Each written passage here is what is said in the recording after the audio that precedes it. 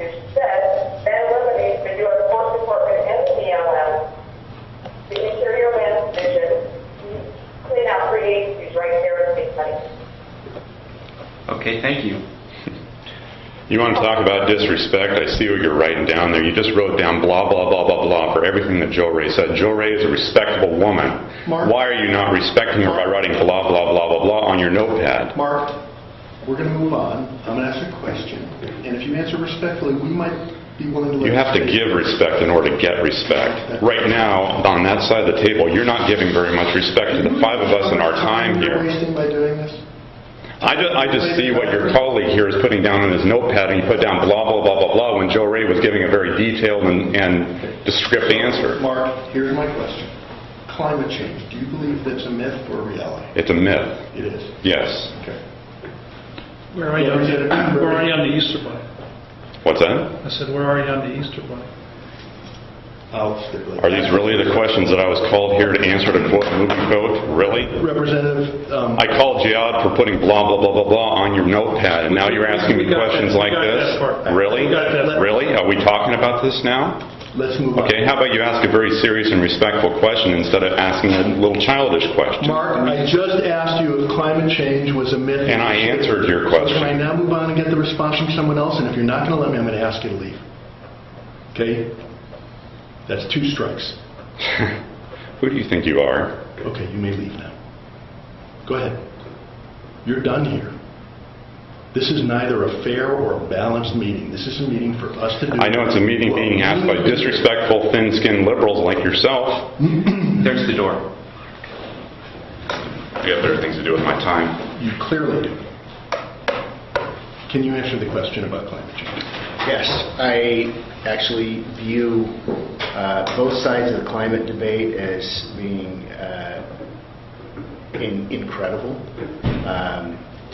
You know, the computer models are only as good as what's put into them, and making predictions about I mean, I don't know about you, but I have very little faith in the weather forecast tomorrow, and you can see the weather patterns coming, thousands and thousands of years.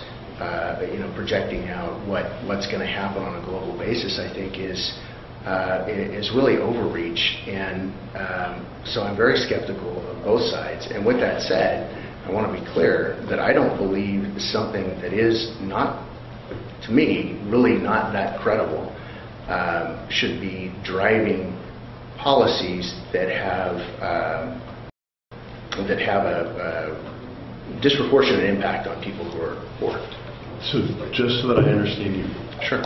You're not sure? Is that what you're saying? I don't want to... I don't believe the climate deniers any more than I believe the climate change advocates. Okay. I just don't think that people are... So given that if you were elected, Yeah. you'd be voting on legislation in which it'd be pretty hard to vote unless you had a firm conviction one way or another, whether it be on a carbon tax or whether it be on climate change policies, what would your default position be? Right. That's why I finished with, I think it would be very, very foolish to adopt policies on the basis that there is climate change and it's man-caused that have a disproportionate impact on people who are poor, meaning a carbon tax, for example, which will, might end up being fairly affordable to people who can afford, to take another hit in their pocketbook, but it won't be for people who are living paycheck to paycheck. Tim, answer the question. Yes, certainly. The question being that do I believe that climate change is happening? And absolutely, of course it is. It's been happening since the beginning of time. As far as whether it is human-induced or not, I don't know. I don't frankly know. But I also think that it is very much a part of Oregonians' consciousness, and I think that it is something that we take forward every day in our lives to make sure that we have limited impact on the environment. So to the degree that policies are enacted at the state level, or for example the local level, using paper instead of plastic, as we see with stores here in Portland. These are very, very conscious, very focused and locally focused policies, and they're very good for the communities. because it brings the communities together ultimately. I do believe that there is climate change, but it is difficult to know, from the modeling how much is contributed by man. I do believe that there is some contribution. It's hard to know how much, and so as a result, I do think we should be, as careful as we can about protecting the environment. Do what we can, but also do it in a fashion where we don't devastate, the industry and cause ridiculous increases in prices for the people who are struggling to meet their energy cost as it is. Okay. I'm going to ask Joe Ray. Joe Ray, do you believe climate change exists, and to what degree, if you